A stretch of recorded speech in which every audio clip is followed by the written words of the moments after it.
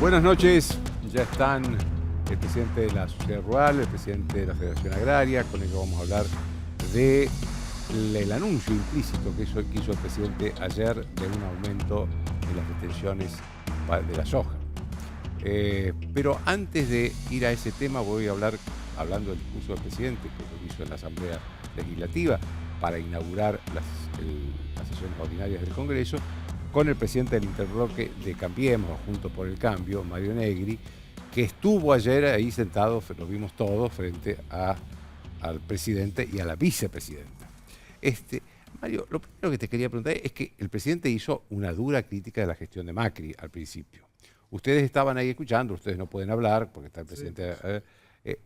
¿Pero qué pensabas en ese momento? Yo fui con otra idea, porque la verdad es el primer mensaje del presidente, más allá de las diferencias que uno pueda tener, y veníamos precedidos de un nivel de tensión institucional muy fuerte días anteriores. Por el tema de la justicia. Con el tema de la justicia, un video del presidente, que eso por un barra brava, pero no de él, me sorprendió, hablando de violación de derechos humanos, de nuevo de presos políticos, la intervención al Poder Judicial de Jujuy. Entonces yo dije, bueno, vamos a escuchar si entre el dicho y el hecho hay mucho trecho, cuando habla de consenso, que fue la primera vez, y acá va a poner un punto definitivo sobre el orden institucional en la Argentina, para sacar la incertidumbre. Me quedé esperando. Después me sorprendió, dije, bueno, el valor de la palabra, el valor de la palabra. Debe haber pensado mucho el presidente sobre el valor de la palabra, por el propio origen de las críticas más profundas que él hizo a la gestión de quien es hoy su vicepresidenta, y hoy viene al Congreso a decir, no me arrepiento de eso, critico lo que pasó en el gobierno anterior y vengo a proponer un pacto de convivencia y de acuerdo sobre los problemas estructurales. Eso es lo que vos esperabas, pero no lo que pasó. No lo que pasó. Entonces eso se agotó rápidamente, fueron 2 minutos, el valor de la palabra eran 2 minutos con Macri.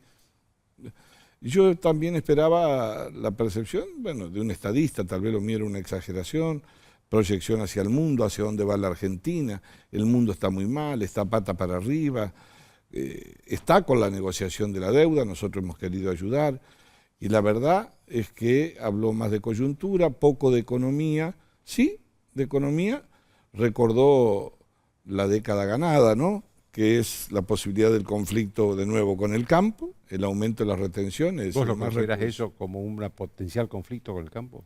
Y yo pienso que sí, por lo que escucho, converso, no es que uno le esté poniendo en asta, pero la verdad que siempre he pensado, tienen la idea que ahí está la plata, que ahí están los que tienen guita, esos son los que le han sacado a la gente. Entonces vamos por un poco más, y el otro es el campo y la justicia. Entonces, anuncios importantes, rimbombante, más allá después de todo lo que hace usted para entretener a la gente, ideología. Me llamó la atención que insistiera con la idea de que la austeridad fiscal es una pavada, no sirve para nada y que solamente trae hambre. Yo lo que pregunto es si además de hacer los esfuerzos y tratar de crecer y exportar más y generar divisas, si usted tiene mucho déficit, ¿con qué lo va a financiar? Estoy de acuerdo con él en que los sobreendeudamientos han marcado la historia de la Argentina, no el gobierno de Macri, la historia. Pero me hubiese gustado escucharlo también que el sobredéficit es una locura para que un país salga del atraso. Y él conoce de eso, porque también dejaron el 8% de déficit en el 2015, no hace 20 años. Entonces, tener una visión global, autocrítica, no para autoflagelarse, no tener la imagen de que yo llegué hoy, que no conocía qué pasaba en la Argentina.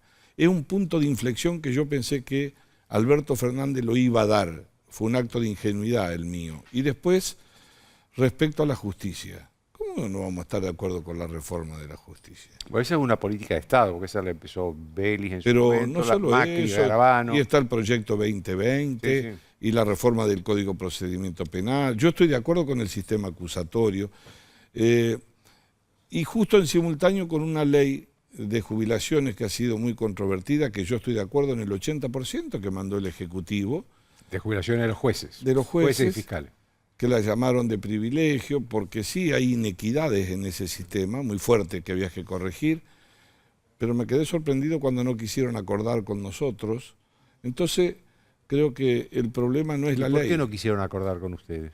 Nosotros planteábamos una cláusula... ¿Porque ustedes estaban muy en desacuerdo? No, en absoluto. Nosotros estamos de acuerdo en el aumento de la edad, venimos hace años reclamando que paguen ganancias, creemos de que había que acortar el término de los años del régimen para el promedio para jubilarse. Ya estamos hablando de los jueces, ¿no? De los jueces, magistrados y funcionarios que también los toca, ¿no?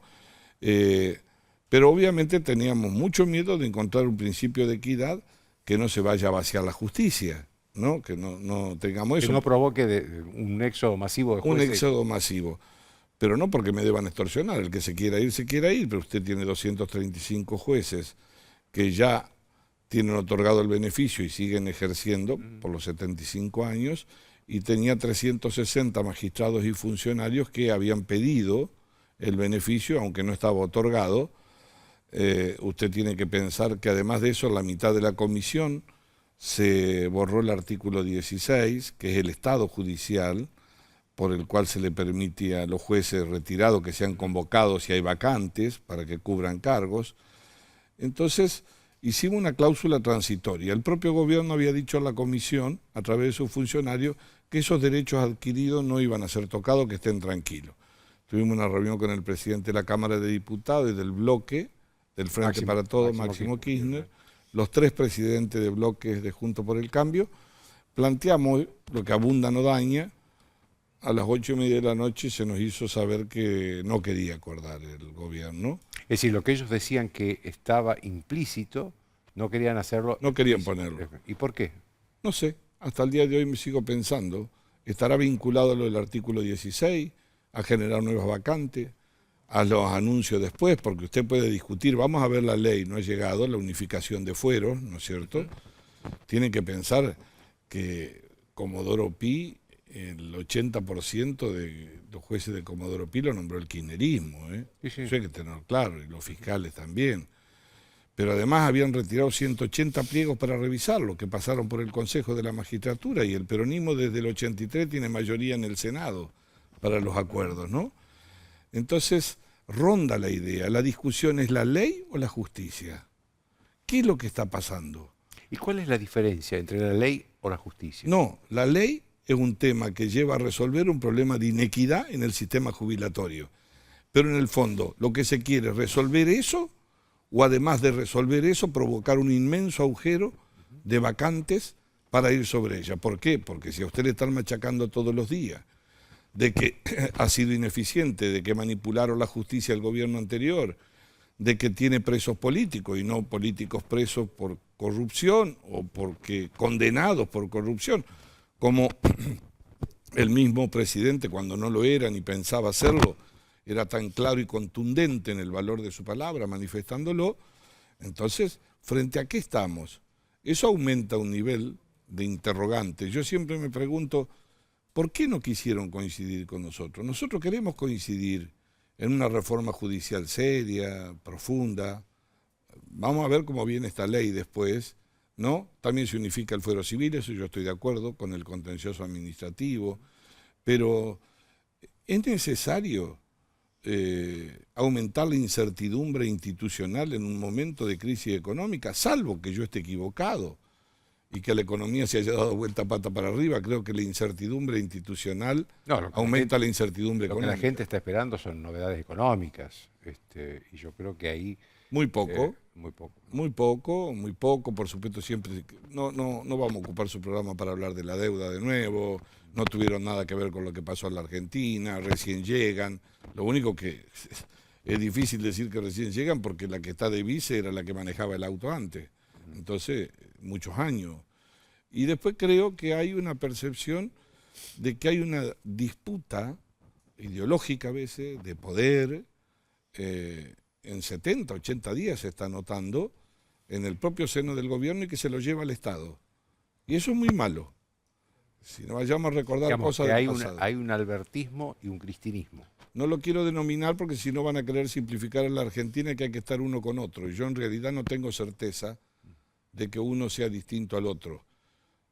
tendría certeza si el presidente dijese lo que piensa e hiciera lo que dice.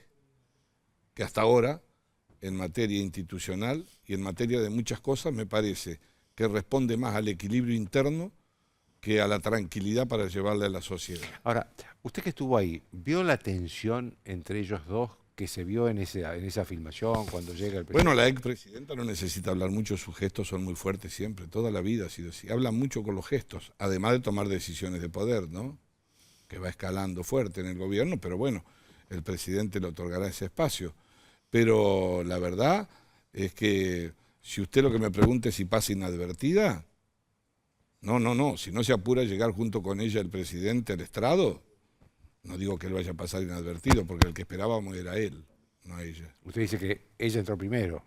Sí, pero debe ser para guiarla porque conoce más la casa, a él, ¿no? Pero es evidente que hay un nivel de tensión, no sé en qué consiste, no. A nosotros nos debe preocupar más que estar adivinando qué pasa dentro de la casa. Es Bueno, lo que pasa que los efectos que se puedan producir claro, afuera. es un problema institucional ese De presidente. cara a la sociedad. Por otro lado, no es necesario que usted invente diferencia. Cuesta tanto reconocer. Yo, ¿cómo no voy a compartir reformar la ley de inteligencia? Ese sótano de la democracia, como dijo el presidente, ¿cómo no lo va a recordar él? Y yo voy a estar de acuerdo. Enrique Olivera se murió en los sótanos de la democracia y no gobernábamos nosotros, armándoles operaciones desde la CIDE. ¿Él debe recordar? Él era jefe de gabinete en ese momento. ¿Cómo no vamos a ir? Tenemos que ir a desarmar. Ahora le quiero decir... Enrique Olivera, recordemos, era candidato a jefe de gobierno de la ciudad. Así es. Le inventaron una operación le inventaron una operación 5 días antes de las elecciones. Sí, entonces lo que yo digo es, ¿por qué no buscamos consenso? La ley de seguridad interior en este país fue consenso de todas las fuerzas políticas. ¿Por qué voy a reformar la AFI por un DNU? ¿Por qué no buscamos un acuerdo? Nosotros estamos dispuestos. Nosotros queremos, nosotros no escondemos el pasado. ¿Ustedes desconfían de esa reforma? No la conocemos. Lo que quiero decir es que en temas que trascienden a los gobiernos, que tienen que ver con poner luz donde hay oscuridad, que tiene que ver con la previsibilidad, ¿qué va a pasar con la inteligencia si no está al servicio de la justicia? Si no está... Digo, ¿qué rol va a cumplir? El presidente dijo en su primer mensaje que iba a bajar el gasto, que 1.500 millones lo iba a demandar al plan contra el hambre, no sé si lo habrá hecho, todavía no lo hemos visto. Por otro lado, no anunció presupuesto. Habló de un presupuesto del 2021. 21. ¿Por qué? No hay presupuesto. No, pero la razón, dicen, es porque estamos negociando la deuda. Usted sabe que es difícil una negociación de la deuda. En este año hay muchos vencimientos, pero con bonistas privados. Los otros años son más comprometidos con el fondo. Pero hacer un presupuesto es una obligación de un cálculo de gastos, de recursos. ¿Qué estima? ¿Cómo ve usted? Eso le va a definir el perfil del gobierno. Esperamos los 60 días, empezaron las sesiones ordinarias. Pensé que iba a ser una referencia, que en un pronto tiempo, pero no, habló del 2021. ¿No tendremos presupuesto? ¿Eso es bueno? Yo creo que no, que es muy malo. Entonces, tenemos que poner un punto. Nosotros no queremos la guerra. Lo que no pueden es construir un relato para armar una guerra. ¿Sabe por qué? Porque los errores nuestros, que los pagamos electoralmente, a pesar de muchos aciertos que tuvimos, los hizo volver muy rápido. Entonces no tienen tiempo de construir un relato, ni sobre la deuda, porque partes de ello, ni tampoco sobre los niveles de degradación institucional al que sometieron el país. Ahora, ¿hablamos para adelante? ¿Quieren el valor de la palabra para adelante? ¿Quiere dar ese salto el presidente? Estamos nosotros dispuestos a conversar, a escuchar, porque en el medio no están los dirigentes, está la gente, está la sociedad. Y nosotros tenemos que ser responsables porque dejamos el gobierno hace poco tiempo. Ahora, dejamos el gobierno hace poco tiempo y ellos lo habían dejado hace 4 con 12. Entonces... con 12 años, ¿no? Con 12 años ejerciéndolo. Por otra parte, ¿qué vamos a hacer nosotros, la región? Mire lo que le voy a decir. Casi le echa la culpa del sarampión a Macri. No, le echó la culpa a Sarampión. Bueno, yo lo vi, quise ser benevolente, me parecía que no, porque un presidente no hace eso, ¿no? Salvo que sea un portador sano de sarampión. Fíjese como si nosotros ahora veamos que el virus ojalá no ocurra, venga a la Argentina y nosotros digamos que lo trajo Alberto Fernández cuando fue al Vaticano, porque en Italia hay eso. Hagamos un país en serio. Por favor, que demasiado problema tenemos con la educación, con la salud, el crecimiento, hacia dónde vamos, cuál es el rumbo, cuáles son los motores del desarrollo económico hacia adelante. Hizo alguna referencia a la energía, ¿no es cierto? Va a haber una ley de hidrocarburos, la esperamos para verla, pero también una vez, hace no mucho días, un reportaje, Vaca Muerta está parado, y lo que dije, que compartía, es que alguien le recomendó que mete una bombilla en un mate y saque el petróleo que quedaba abajo. ¿Cuáles son? ¿Es la energía? ¿Es la agroindustria? Me alegro que hayan anunciado el envío de la ley de conocimiento, porque eso ya había generado 6.000 millones de exportación y ellos se equivocaron, porque como lo había hecho Macri, o el gobierno de Macri, había que suspenderlo rápido. Hasta que después es una ley sobre las nuevas tecnologías. Sobre las nuevas tecnologías, sobre lo que discute el mundo, sobre el conocimiento, hacia dónde vamos a ir. Entonces, la verdad es que es casi una falta de respeto a la sociedad que nadie se haga cargo de un pedazo de lo que le corresponde. Nosotros tenemos que hacernos cargo de un pedazo, pero el peronismo en su conjunto. Ahora, a nosotros nos hacen cargo de todos los males por 4 años de gobierno. Ahora, yo les reconozco una virtud. Mire, cuando piensan que van a ganar, y el presidente sabe bien lo que voy a decir, guardan todos los videos en un placar, le echan llave y la historia empieza de nuevo. Pero el país tiene memoria. Y el país necesita un punto de inflexión y la política es la responsable de dárselo. Déjeme hacerle una última pregunta, Mario. El presidente lo mencionó varias veces a Raúl Alfonsín, 2 veces a Raúl Alfonsín. Más veces que a Perón, que lo nombró una sola vez. Ustedes los radicales, ¿cómo lo toman a eso? ¿Como un elogio a la figura de Alfonsín, que obviamente todo el mundo respeta, o como un intento de dividir al partido? No lo va a dividir, nosotros tenemos el cuero duro. No, eso no. En buena hora, siempre dice que la figura... Una vez le dije yo a Raúl Alfonsín, después que había pasado el gobierno, que siempre la gente se enoja, ¿vio? Le digo, la historia no reivindica a todos los gabinetes, no es tan generosa, pero Alfonsín iba a ser reivindicado. A pesar que lo vilipendiaron mucho, a mí me gustaría que cuando lo reivindiquen, si a la par dijeran cómo nos equivocamos, ¿no? ¿Qué tiempo perdido cuando quiso modernizar el Estado? ¿Qué tiempo perdido no haberlo acompañado en la reivindicación de los derechos humanos? ¿Qué tiempo perdido no haberle dicho que era un presidente como Alan García? ¿Se acuerda? ¿No? Sí, el peronismo distribuido. Entonces, yo creo que recordar la memoria, porque Alfonsín también tenía errores y aciertos, era un ser humano. Lo que pasa es que era un valiente ético, que tenía valores, que defendía ideas, que usted puede compartir o no. Pero cuando se lo agarra de rondón, yo siempre miro de rabo de ojo. ¿Qué quiere que le diga? No sé. Lo que estoy seguro es de algunas cosas. Alfonsín a la corrupción no lo hubiera bancado. No tengo ninguna duda. Así como tenía diferencias económicas con otros, Alfonsín era un republicano y creía en la independencia de la justicia. No hablaba de la justicia como si fuese independiente de los otros y no del poder. Entonces, ojalá la figura de él o la de muchos otros dirigentes políticos, para muchas generaciones, ya hay 2 generaciones que no recuerdan a Raúl Alfonsín, ojalá fuese fuente de eso. Lo que sí creo, Alfonsín se equivocaba, pero Alfonsín sí le daba valor a la palabra. Le agradezco mucho, Mario. Gracias a usted. Una pausa.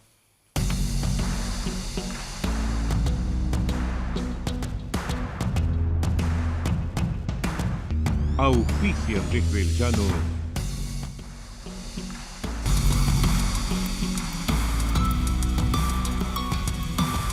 Hoy relocalizar su empresa en un parque industrial tiene grandes beneficios. Consulte con el especialista. Adrián Mercado tiene las mejores opciones en fracciones y naves industriales. Adrián Mercado, líder en parques industriales. Grupo Petersen, desde 1920, construyendo el país. Promoción turística entre Córdoba y Paraguay. El presidente de la agencia Córdoba Turismo, Esteban Avilés, se reunió con la ministra de Turismo de Paraguay, Sofía Montiel de Afara, para potenciar las acciones de promoción e intercambio turístico entre Córdoba y nuestro país vecino. ¿Ves? Entre todos podemos y hacemos más.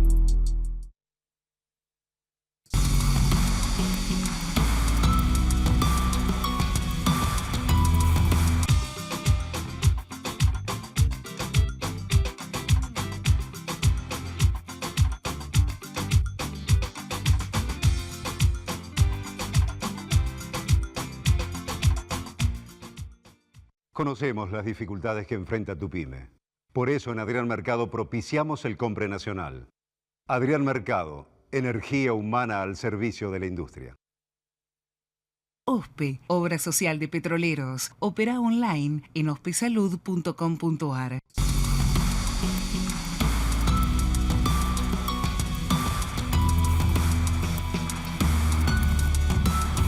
Bien, como les decía al principio, el presidente Alberto Fernández ayer en el Congreso anunció, sin hacerlo explícitamente, pero que iba a haber un aumento a las retenciones de la soja. Tema que la coalición peronista que gobierna arrastra desde el 2008 con la guerra con el campo. Cada vez que llega al gobierno habla de retenciones. Están conmigo el presidente de la Sociedad Rural, Daniel Pellegrina, y el presidente de la Federación Agraria, Carlos Achetoni. Yo le quería preguntar, lo primero que les quería preguntar es si ustedes imaginan, porque estaba escuchando que hubo asambleas estaba escuchando por radio que hubo asambleas de productores ayer, hoy también, había algunas previstas, si ustedes creen que va a haber medidas de fuerza como consecuencia de esto. En primer lugar, buenas noches, ¿no? Pero creo que no va a haber lugar porque todavía no está cerrado el tema del aumento.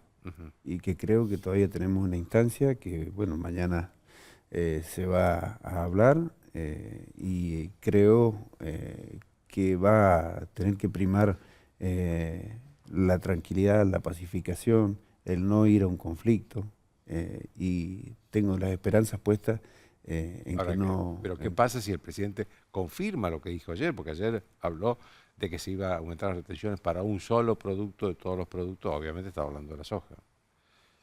Creo que todavía tenemos que negociar, que hablar, que tratar de encontrar un punto de encuentro y por eso es que todavía tengo esperanza.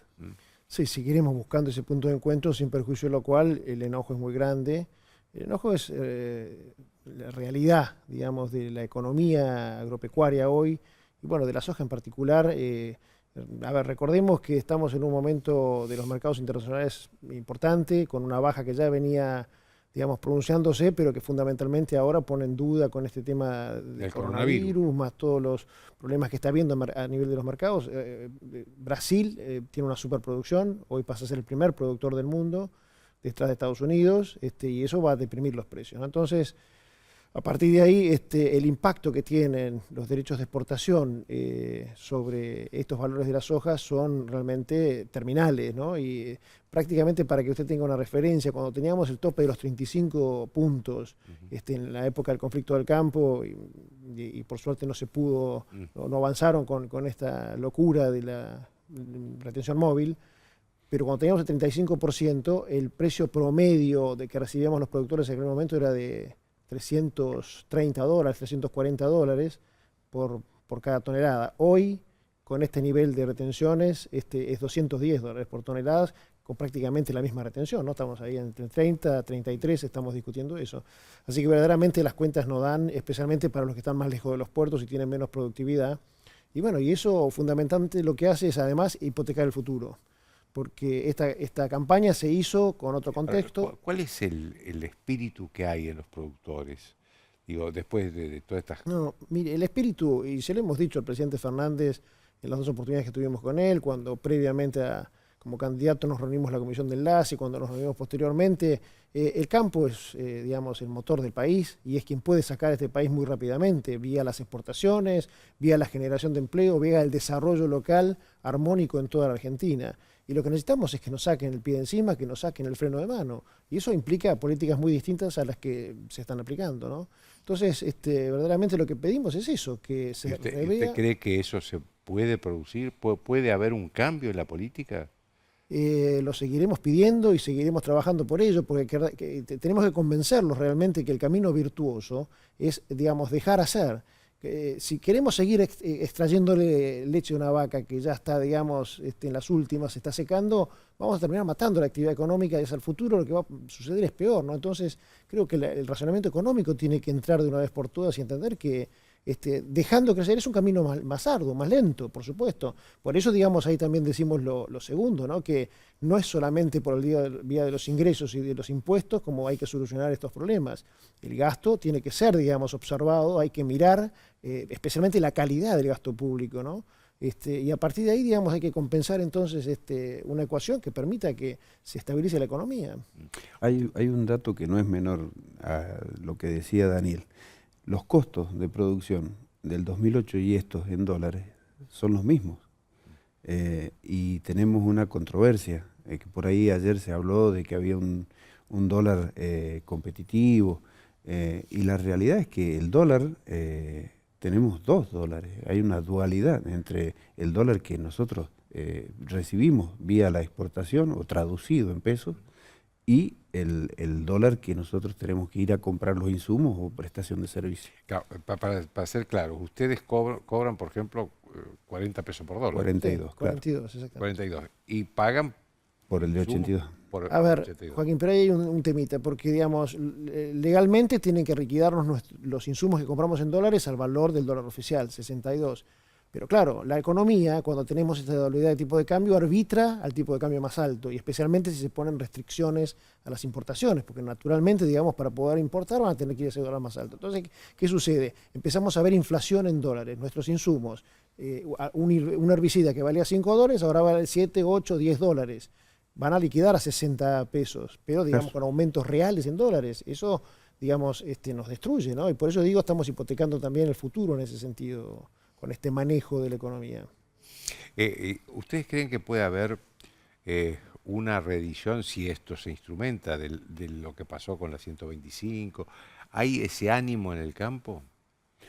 A ver, yo no me animaría a averiguar. Y creo que sería demasiado riesgo que el Tiene miedo gobierno... de encontrarse con la respuesta, digo. Claro, y sería demasiado riesgo que el gobierno trate de averiguar y que lleguemos a un conflicto, porque uno sabe dónde comienza el conflicto. Lamentablemente no se sabe dónde termina. Que el del 2008, si bien duró mucho, terminó creo que dentro de lo posible bien. Y uno no quiere en un inicio de un gobierno nuevo, si bien con personajes de otro gobierno, estar iniciando una etapa y no quiere llegar a un conflicto ya. Quiere mediar y dialogar, que es lo que estamos intentando con toda la mesa de enlace, intercediendo también con los sectores autoconvocados que tienen un malestar entendible, es comprensible, y que nosotros, nuestra base de Federación Agraria, con este nivel, no hace falta que lleven al 3, con el de 30, es inviable para los pequeños productores, y nosotros estamos pidiendo que si va a quedar ahí, que de igual modo tiene que segmentarse, tiene que atenderse al pequeño productor de una manera distinta, porque si no estamos perdiéndonos una gran franja, si bien no potente productivamente, una gran franja de contención de empleo y de la ruralidad del interior profundo de la Argentina. Mire, Joaquín, a eso, ya probamos este remedio, esta medicina en el 2008, ¿no? Y fueron épocas de los mejores precios internacionales y de las tasas de interés más bajas de Latinoamérica en ese momento, y perdimos esa enorme oportunidad de haber desarrollado en ese momento el agro potente como lo está haciendo Brasil, y hoy está viendo los resultados. Hoy sería muy inconveniente probar nuevamente, digamos, y en épocas, digamos, bastante de vacas más flacas en el comercio internacional, ¿no? Entonces, verdaderamente, además, ya lo hemos hablado, es poca plata de lo que se está hablando. No se puede generar un conflicto por realmente muy poca plata. Entendemos la situación del país, entendemos, digamos, la situación de las cuentas públicas, pero Tengo verdaderamente... entendido que con todo esto el gobierno recaudaría 430 millones de dólares. En el mejor de los casos, porque Sí. ya hay soja que se ha vendido, digamos, anticipadamente, más de alguna baja que nos han dicho que va a haber de alguna retención que ha quedado realmente muy descolocada. Hay economías regionales que realmente no justifica que tengan el nivel de retenciones que tienen, no tendrían que tener nada, y ese es el pedido permanente nuestro, pero verdaderamente tienen un efecto recaudatorio mínimo y generan una destrucción de valor a nivel de la economía regional importantísima. Entonces, eso tienen que corregirlo, porque si no van a terminar matando, digamos, lugares donde hay mucho movimiento de mano de obra y mucha, digamos, desarrollo local, ¿no? Entonces, esas correcciones más la compensación que de alguna manera está solicitando Federación Agraria realmente va a neutralizar prácticamente el efecto recaudatorio que se pretende, ¿no? Entonces, uno lo tiene que mirar con otra lupa, ¿no? De repente... Ahora, Daniel, cuando el presidente anunció implícitamente ayer, ¿lo defraudó? Bueno, el ministro, cuando estuvimos los otros días con él reunido, nos dijo no se va a hacer el anuncio, vamos a volver a reunirnos, dijimos urgente porque no podemos seguir postergando esto, además los mercados están cerrados, recuerde, hoy no se pueden anotar exportaciones, no podemos exportar, Está cerrada la eso empieza a traer perjuicios muy graves, ¿Tienen ¿no? alguna novedad para mañana, para hoy? Mañana tenemos reunión con el ministro. Pero hasta entonces no se abren las... No, claro, no se abren las exportaciones, hay buques que están entrando y que cada espera de un buque sale un montón de plata, ¿no? Que al final la terminamos pagando los productores, ¿no? Así que verdaderamente esto tiene que solucionarse rápido, esperemos en el sentido positivo, que sean racionales y que básicamente por muy poca plata no genere un conflicto. Hay un tema que decía Daniel, de que es poca plata. Y tenemos que tener mucho cuidado porque pueden decir desde otros sectores, bueno, si es poca plata, ¿por qué no la pone el sector agropecuario? Es poca plata para el gobierno. Para el Estado. Para el Estado, pero para la rentabilidad de la producción es prácticamente toda. En algunos casos excepcionales todavía albergan rentabilidad en los que están lejos del puerto o los que tienen bajo rendimiento o baja escala, como los pequeños y medianos productores, están en rentabilidad con esta retención, en rentabilidad nula prácticamente, con lo cual una carga más haría que estuvieran en rentabilidad negativa. ¿Cuánto es exactamente, por ejemplo, lo que un productor está pagando de impuestos, un productor de soja está pagando de impuestos? Bueno, sobre una actividad promedio, un campo promedio es muy difícil. Directa o indirectamente, digo, con impuestos directos. Sumado todos los impuestos, es ese número que usted ponía los otros días, 94% de lo que le resulta al final se lo está llevando, digamos... Es decir, que de 100 pesos, 94 se queda el Estado. De 100 pesos que queda en el resultado final, 94 se los llevó el Estado antes, exactamente. Sí estamos pidiendo que haya un esfuerzo, como decía Daniel, para las economías regionales. Creo que si se las asiste, se las potencia, pasan a ser parte de la solución. Y si se las deja a la deriva, van a ser parte del problema.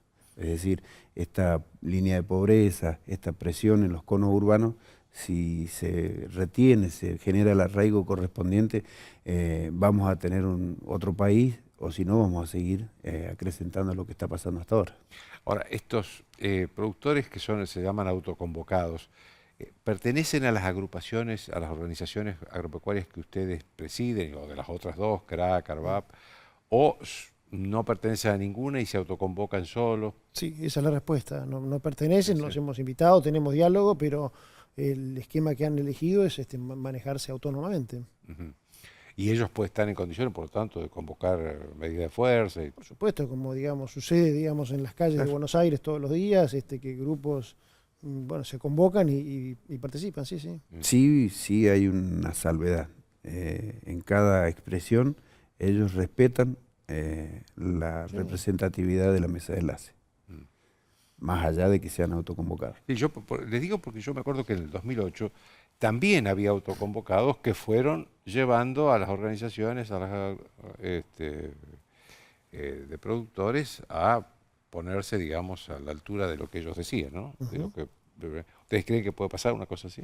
Bueno, estamos en contacto con ellos, hablamos, es probable que sean quizá el núcleo más duro, que exige más, pero vamos a tratar de que sea racional y que, como bien dice Carlos, interpretemos su sentir y podamos conducirlo, por supuesto. Ustedes han notado una diferencia muy grande entre cómo los trataba Macri a cómo los trata Alberto Fernández?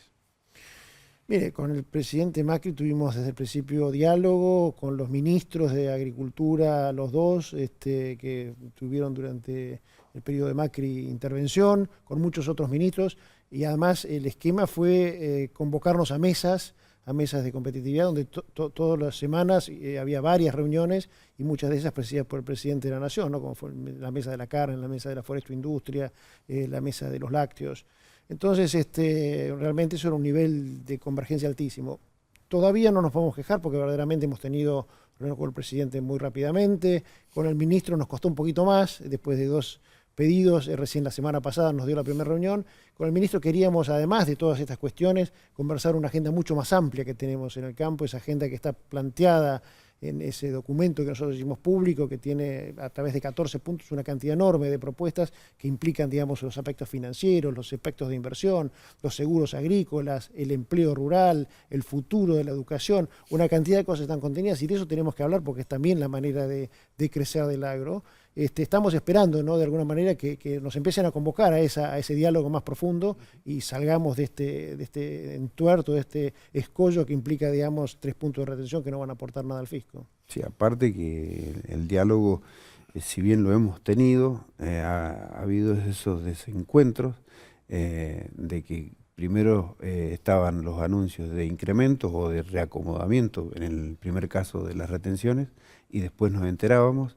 Y luego esto de los 3 puntos también hubo por ahí esos desencuentros. Está hablando del aumento de diciembre. Exacto. Y el aumento de ahora, ¿no? Y el intento de aumento de ahora con algunos desencuentros en donde estamos haciendo esfuerzos bastante importantes para mantener una cordura y una calma, en donde hay de un lado un gobierno decidido a tomar una decisión concreta, y por otro lado tenemos a grupos que a veces son autoconvocados y que están con una intriga y una incertidumbre, producto de que también tuvo una dilatación en el intertanto entre diciembre a que volvimos a reunirnos, en donde generaba un caldo de cultivo de asambleas y de algunos intentos de manifestaciones que no se podían manejar de la mejor manera, o teníamos poco espacio de maniobra cuando no había ningún tipo de respuesta para transmitirle al sector. Muy bien, señores, les agradezco mucho a los dos. Gracias a usted, Juan. Gracias a usted. Una pausa.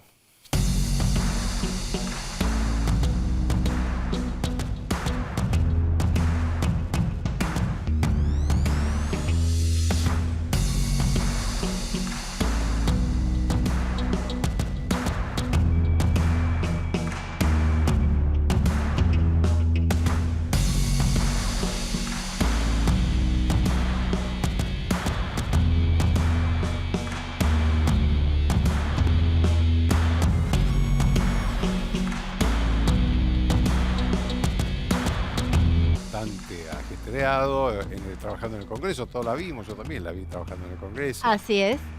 Pero con novedades que no son del Congreso argentino. Que no son del Congreso argentino, pero que sin dudas tienen que ver con el rumbo del gobierno de Alberto Fernández en materia de política exterior, y que va a configurar este tema que es central para la región y que es central para un actor importante que es los Estados Unidos. Esto va a terminar de configurar cuál va a ser la relación de la Argentina con otros actores importantes.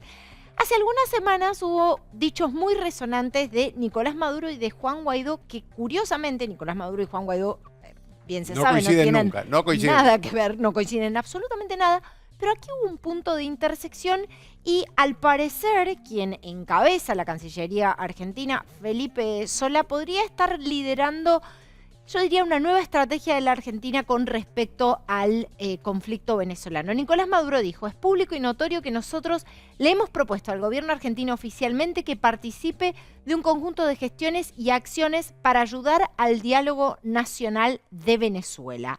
¿Qué dijo Juan Guaidó? Algo muy similar. Estoy seguro de que la Argentina puede ayudar a que la dictadura entienda que la única alternativa que tiene es generar garantías para una elección presidencial realmente libre. Creo que la labor de Argentina puede ser clave para que en algún momento destrabar o que reciban a Maduro como recibieron a Evo Morales, ¿no? Bueno, aquí ya directamente Guaidó está hablando de proponer una especie de salvoconducto para los jerarcas del Que- régimen, o al menos para Que Maduro. lo protejan acá a Maduro, digamos, pero que se vaya de Venezuela. Exactamente, pero en cualquier Mala caso... noticia para los argentinos, buena para los venezolanos. Claro, en cualquier caso, de lo que se habla es de un punto de intersección. Ambos reconocen que la Argentina, que mantiene diálogo con el régimen de Nicolás Maduro, recordemos, aquí vino Jorge Rodríguez, que es conocido como el gran censor del régimen de Maduro, una figura muy importante del gabinete en términos de ser quien articula el relato oficial y quien hace las veces de vocero. Prácticamente cuando nadie habla Jorge Rodríguez.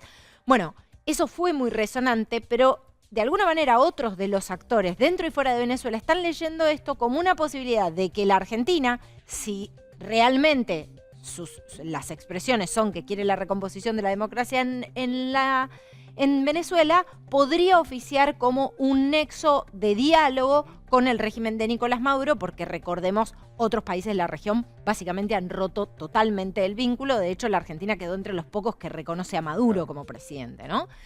Bien, en diciembre de 2019, y quiero contarte esto porque me parece importante como antecedente, se produjo la liberación de directivos de Citgo, ¿no? La refinería. Claro.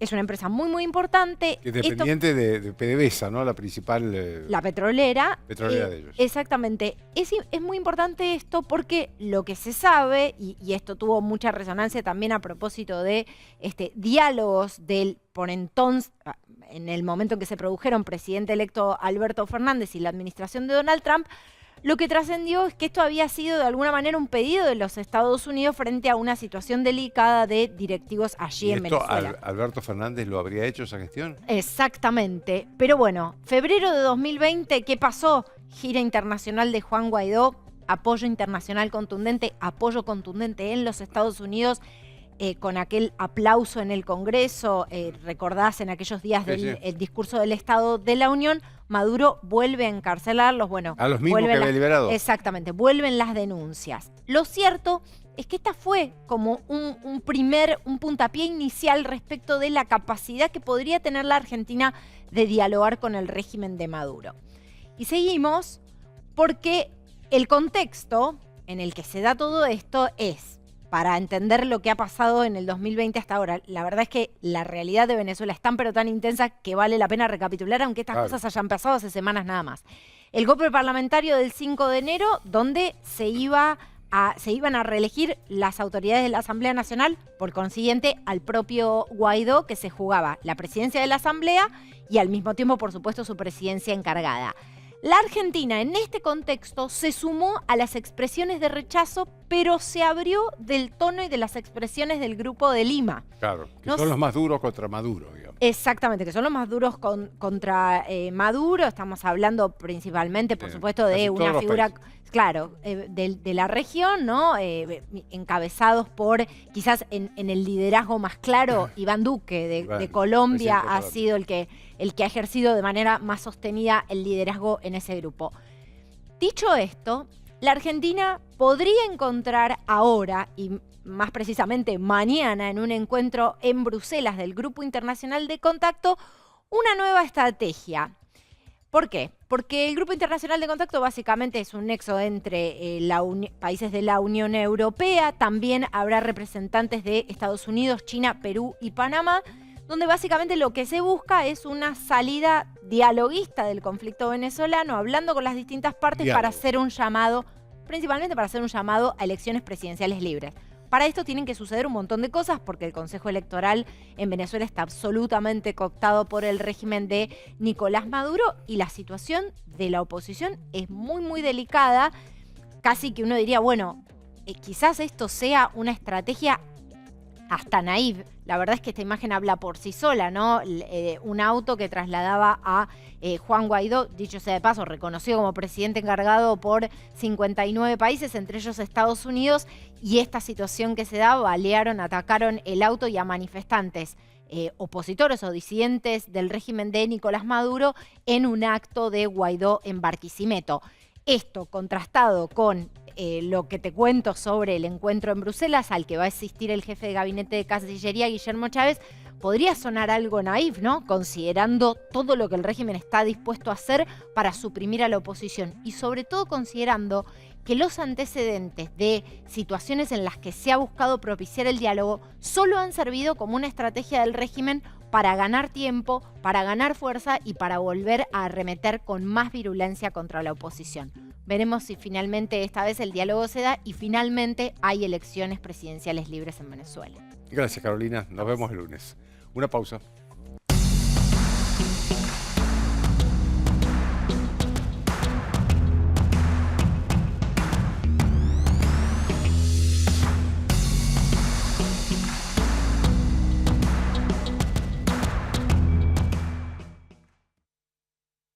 En dos temas.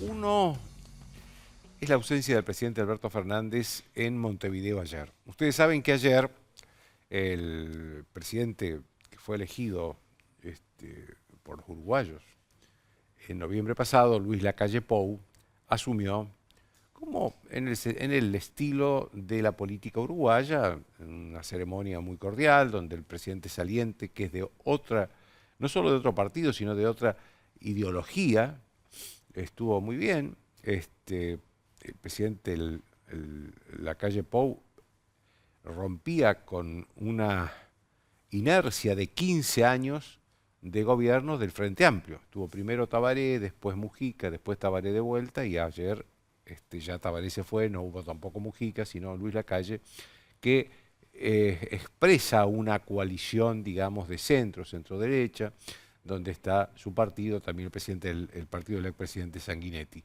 Su padre, el expresidente Luis Lacalle, es muy conocido por los argentinos, muy respetado en todo el mundo también. Ahora, el argumento que dio el presidente Alberto Fernández para no ir es que tenía la Asamblea Legislativa que inaugurar ayer. Ahora, ese problema lo tuvieron todos los presidentes argentinos con Uruguay, porque Uruguay tiene como fecha para asunción de sus presidentes el 1 de marzo. Y el 1 de marzo es la fecha en que en la Argentina los presidentes inauguran la Asamblea, el periodo de sesiones ordinarias. Y todos acomodaron los horarios para estar en las dos partes. Creo que la asunción del presidente Lacalle estaba programada para las 2:30 de la tarde. El presidente argentino podría haber adelantado de 11:30 a 11 su discurso acá, duró 1:20, a las 12:30 estaba desocupado, tenía tiempo de llegar a Uruguay, porque creo que es importante, el presidente lo dijo ayer, que le daba importancia al Mercosur y sobre todo a la relación de los países del Mercosur más que del Mercosur hacia afuera. Ahora, si quiere eso, tiene que estar en una relación personal, como son ahora las relaciones en las relaciones internacionales, tiene que estar cultivando la relación personal con los presidentes. Ya se lleva medio mal con Bolsonaro, de hecho Bolsonaro lo había invitado a verse bilateralmente los dos ayer en Montevideo, estuvo Bolsonaro ayer en Montevideo, entonces, digo, se lleva medio mal con Bolsonaro.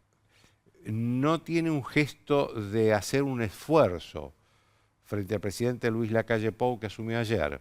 Y a la tarde termina sentado en un palco viendo un partido de fútbol en Buenos Aires, me parece que no es, porque esas imágenes llegan a Montevideo, llegan a Brasil. Hoy ya un presidente no puede hacer nada que no se sepa.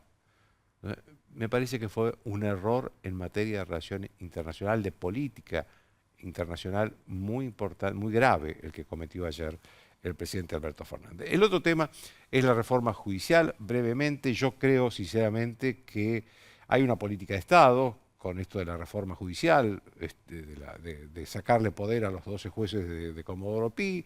Lo hizo Vélez con Néstor Kirchner, lo quería hacer Macri con el ministro Garabano y ahora lo quiere hacer Alberto Fernández. Todas las reformas que propicien agilizar los trámites judiciales son buenas. Ahora, acá más que la cantidad de jueces que se van a ocupar de los temas judiciales, sobre todo de temas de corrupción, narcotráfico y lavado de dinero, que de eso estamos hablando, porque eso es lo que juzgan los jueces de Comodoro Pi, Lo que se necesita son buenos jueces. Podemos poner no 50, 100 jueces malos y la justicia va a ser mala. Podemos tener 12 jueces, 15 jueces buenos y la justicia va a ser buena. El problema de la Argentina no es la cantidad de jueces que pueden tratar ciertos temas muy sensibles, sino fundamentalmente la calidad de los jueces que nombra la política argentina. La justicia no cae del cielo. Los jueces que están nombrados por la política argentina. Chao, hasta el lunes.